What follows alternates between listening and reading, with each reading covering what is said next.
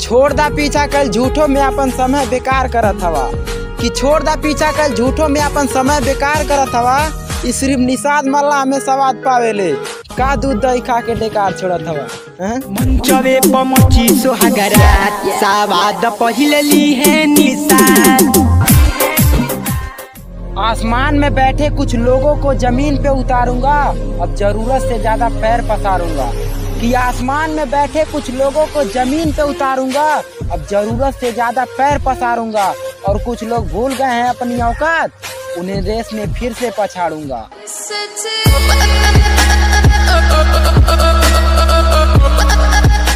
माई के दूध पियले गाय के ना, एक झटका में गियर ले लेबू।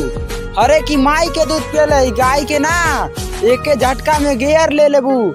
और निषाद हो पहले मुलाकात में एयर ले लेबू।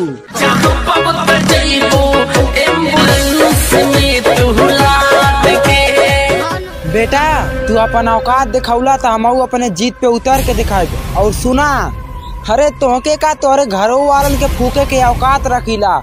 कि तोहके का तोहरे घरों वालन के फूके के औकात रखीला। फिलहाल तोहरे घर वालन के कवन गलती बा, लेकिन तोहरे जैसन कुत्तन के हमेशा ठोके के औकात रखीला।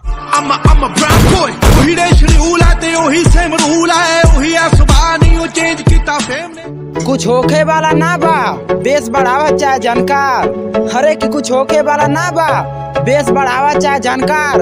अब की तू देखिया निषाद पार्टी के ललकार। और जितना जोर लगाए के बाद लगाला, एक बार फिर से आई भाजपा सरकार।